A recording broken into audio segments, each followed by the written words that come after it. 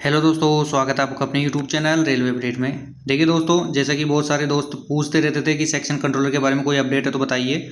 तो मैंने बहुत सारे जोन से जो है आरटीआई भी लगाया था, लेकिन किसी का कोई रिप्लाई आया तो उसका डाटा जो है वो रिवील नहीं किया। अभी आप देख सकते हैं आपका जो है सेक्शन कंट्रोलर के रिगार्डिंग जो आपका एप्लीकेशन स्टेटस है उसके रिगार्डिंग एक नोटिस जारी हो चुका है और कल 12 तारीख से आप जो है अपना एप्लीकेशन स्टेटस वो चेक कर सकते हैं। तो वीडियो के अंत तक देखिएगा, मैं इसके बारे में अभी डिटेल चर्चा करने वाला हूं और आपका जो पॉसिबल डेट है एग्ज़ाम की वो भी मैं आपको एक बार लास्ट में बताऊंगा। तो देखिए दोस्तों, आप देख सकते हैं आपका railway ministry railway recruitment board के द्वारा नोटिस जारी हुआ है। ये आप देख सकते हैं यहाँ पे attention to the candidate of CN number 04/2025 जो कि आपका सेक्शन कंट्रोलर का है, एप्लीकेशन स्टेटस के बारे में है, जहाँ पे आपको बताया गया है कि प्रोविजनली एक्सेप्टेड और या फिर जो कंडीशनली एलिजिबल या फिर रिजेक्टेड जिनके हुए हैं आपके फॉर्म, वो आप यहाँ पे चेक कर पाएंगे।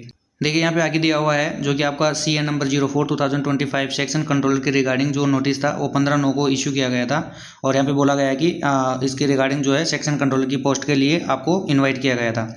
यहाँ पे बोला गया है कि अच्छी तरह इनकी जो मतलब छटाई करने के बाद में यहाँ पे आपको बोला गया है कि आप जो स्टेटस है वो देख सकते हैं, जो कि आपका प्रोविजनली एक्सेप्टेड हुआ है या फिर कंडीशनली एक्सेप्टेड हुआ है या फिर आपका रिजेक्ट हुआ है। जो रीजन के साथ अगर किसी का रिजेक्ट हुआ होगा तो उसका रीजन भी साथ में दिया हुआ होगा। तो आप यहाँ पे जो है www.rrbapply.government.in जहाँ से आप फॉर्म फिलअप करते हैं वहीं पे जाके आप अपने एप्लीकेशन स्टेटस में जाएंगे तो वहाँ पे चेक कर पाएंगे। तो यहाँ पे जो है 12/12 से आप ये चेक कर पाएंगे, ठीक है ना। 12 तारीख से आप ये चेक कर पाएंगे। आज 11 है और आज ये जो नोटिस है जारी हुआ है। उसके अलावा यहाँ पे बोला भी गया है कि दूसरे पॉइंट में कि SMS के द्वारा या फिर ईमेल के द्वारा जो है आपके जो रजिस्टर्ड मोबाइल नंबर वगैरह है वहाँ पे भी आपको जो है वो मैसेज आ जाएगा, ठीक है ना। तो वहाँ से भी आप चेक कर सकते हैं। मान लो बाय द वे अगर मैसेज वगैरह नहीं आता है तो आप कल जाके अपना जो फॉर्म है वो RRB की ऑफिशियल वेबसाइट पर जाके आप जो है वहाँ से भी आपका स्टेटस चेक कर सकते हैं। देखिए दोस्तों, आगे दिया हुआ है while every care has been taken in preparing the list of provisionally eligible candidates RRB reserve the right to rectify any inadvertent error और टाइपोग्राफिकल या फिर प्रिंटिंग मिस्टेक्स। बोला गया है कि जो ये लिस्ट तैयार की गई है ना प्रोविजनली एलिजिबल कैंडिडेट्स के लिए, वो ध्यानपूर्वक की गई है और जो पूरी जो सावधानी वो बरती गई है। लेकिन फिर भी बोला गया है कि अगर मान लो कि कुछ प्रकार की जो मिस्टेक हो जाती है, जैसे कि इनएडवर्टेंट एरर है या फिर टाइपोग्राफिकल है या फिर प्रिंटिंग मिस्टेक है, तो RRB जो है RRB के पास अधिकार है उसको रेक्टिफाई करने का, यानी कि सुधार करने का। देखिए आगे बोला गया है और वो भी हाईलाइट में बोला गया है कि RRB regret inability to entertain any correspondence from ineligible rejected candidates. बोला गया है कि RRB जो है वो जो अपात्र यानी कि अयोग्य जो कैंडिडेट है या फिर जो रिजेक्टेड कैंडिडेट्स है ना, उनसे किसी भी प्रकार की जो शिकायत या फिर उनकी जो रिक्वेस्ट है वो स्वीकार नहीं करेगी। फिर आगे देखो यहाँ पे नीचे दिया हुआ है कैंडिडेचर ऑफ द एलिजिबल और accepted candidates is purely provisional. बोला गया है कि जो कैंडिडेट है ना जिनका जो एक्सेप्टेड हो गए हैं या फिर एलिजिबल है वो प्योरली प्रोविजनल। प्रोविजनल का मतलब होता है दोस्तों अभी भी मतलब जो आप है स्थायी नहीं है, ठीक है ना, अस्थायी है। And their candidature is liable to be cancel, यानी कि उनका जो कैंडिडेचर है वो कैंसिल भी हो सकता है eight any stage recruitment process और देयर आफ्टर, यानी कि जो आपका रिक्रूटमेंट प्रोसेस चल रहा होगा ना उस टाइम पे या फिर उसके बाद में भी, in case of any inconsistency deficiency या फिर फॉल्सफाइड record or data furnished by them in their application or any malpractice on the part of candidates coming to the notice of RRB at any stage of the recruitment process. कहने का मतलब है simple बात हमें, अगर मान लो कि आपने कोई गलत जो है इन्फॉर्मेशन दी होगी अपनी जो भी फॉर्म फिलअप करने में है ना, तो जब आपका ये प्रोसेस चल रहा होगा तो उस टाइम पे जो है आपको उस टाइम पे या फिर उसके बाद में भी जब उनको लगेगा ना कि अगर मान लो आपने कोई जो चीज़ें उनसे छुपाई हो या कोई गलत इन्फॉर्मेशन उनको दी हो, आपकी जो भी आपकी जो इन्फॉर्मेशन है ना उसके रिगार्डिंग, तो वो आपको जो है आपका जो कैंडिडेचर है ना उसको रिजेक्ट कर सकते हैं।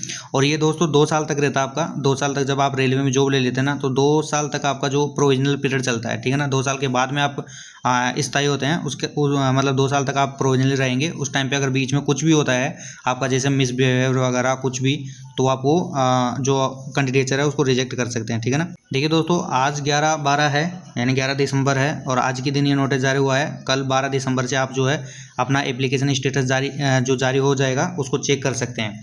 आपको मेल और मैसेज के द्वारा भी ये मिलेगा। बाकी आपको अगर कोई भी क्वेरी है तो आप यहाँ पे हेल्प डेस्क नंबर दिया हुआ है, तो आप यहाँ पे जाके कॉन्टेक्ट कर सकते हैं इनसे, ठीक है ना। उसके अलावा अगर मान लो मेरे लाइक कोई आपसे मतलब है क्वेरी, तो आप मेरे से पूछ सकते हैं। अगर मेरे से सॉर्ट आउट होगी तो मैं उसको ज़रूर सॉर्ट आउट करने की कोशिश करूँगा। बाकी मैं अब आपको बता दूं एग्ज़ाम की, तो देखिए दोस्तों, आपका एप्लीकेशन स्टेटस आउट हो चुका है, यानी कि अभी लगभग आधा दिसंबर निकल चुका है। जब तक आपका एप्लीकेशन चलेगा ना स्टेटस वाला है, जब तक आधा दिसंबर निकल जाएगा। और जो आपका एग्ज़ाम है ना, अब मैं आपको बता रहा हूँ, क्योंकि मैंने आज ही सुबह से मतलब इस पर लग रहा था मैं कि आपको मैं एक वीडियो बनाऊँ जिसमें बताऊँ कि सेक्शन कंट्रोल की जो एग्ज़ाम है वो प्रोबेबली कब तक लग सकती है, क्योंकि इन लोगों ने आरटीआई का रिप्लाई तो दिया नहीं, उसके अंदर एग्ज़ाम का सबका पूछा था मैं। तो आज सुबह से ही मैं आपके लिए है ना एक इन्फॉर्मेशन जुटाने में लगा हुआ था कि जो आपका आरआरबी सेक्शन कंट्रोल का है वो एग्ज़ाम जो है प्रोबेबली कब तक लग सकती है। तो जो करंट में आपकी एग्ज़ाम चल रही है ना, उनमें मैंने देखा कि जो आपका एप्लीकेशन स्टेटस आउट होने के बाद में ना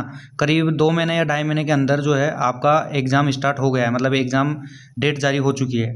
तो यहाँ पे आप देख सकते हैं आपका जो एप्लीकेशन स्टेटस है वो जारी हो चुका है, और अभी आधा दिसंबर निकल चुका है, आधा दिसंबर बचा है। तो आप मान के चलिए फरवरी लास्ट तक या मार्च में आपके जो है एग्ज़ाम है वो प्रोबेबली जो है वो स्टार्ट हो जाएंगे।